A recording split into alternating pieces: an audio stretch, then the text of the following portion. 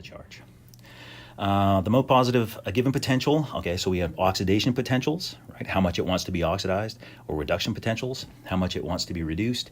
We're also going to talk about cell potentials, which is the two half reactions together, the greater the tendency for that reaction to occur.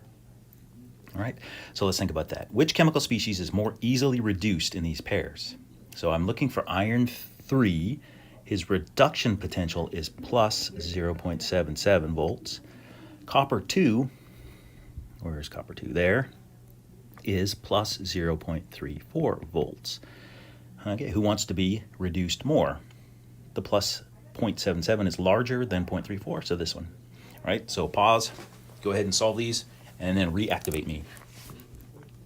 Copper 2, zinc 2 is negative 0.76. He doesn't want to be reduced. So if I compare a positive to a negative reduction potential, this guy wants to be reduced more. Zinc 2 is negative 0.76 volts. Lithium plus is negative is negative 3.04 volts. Now, neither one wants to be reduced, but this negative is more negative than the zinc. So neither one wants to be reduced, but in a pinch, zinc would be reduced more easily than lithium. Same thing here. We're looking at which is going to be more easily oxidized. And you'll note these guys are all on the right side of this reduction reaction because we're interested in their oxidation potential. So if lithium is oxidized to lithium plus, his oxidation potential is plus 3.04 volts. Magnesium would be plus 2.38 volts. Who wants to be oxidized more? Lithium. Iron can be oxidized to iron 2 plus 0.41. Copper can be oxidized to copper 2, and it's negative 0.34 volts. All right, plus beats negative.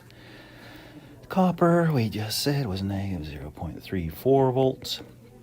Iron 2 can be oxidized to iron 3, and that's negative 0.77 volts. So neither copper or iron 2 want to be oxidized, but if you had to force one, copper would be oxidized more easily.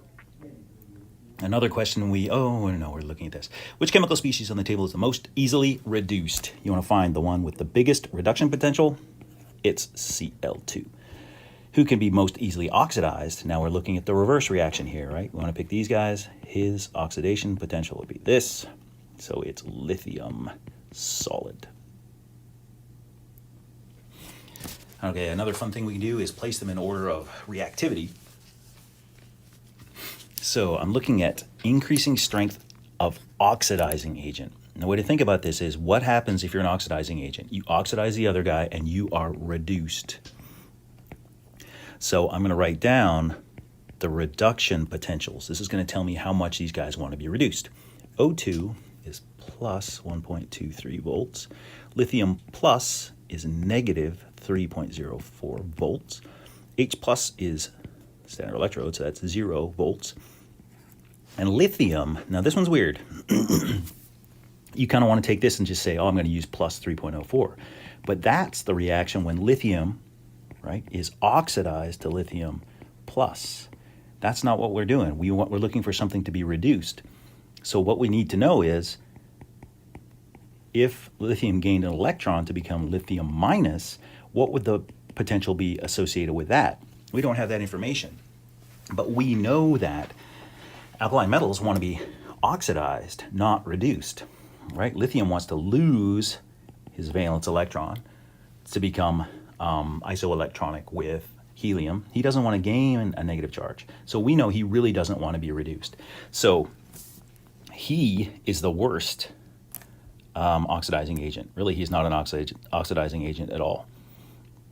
Then the next, I guess we put lithium plus negative 3.04, then hydrogen or the proton, and then oxygen.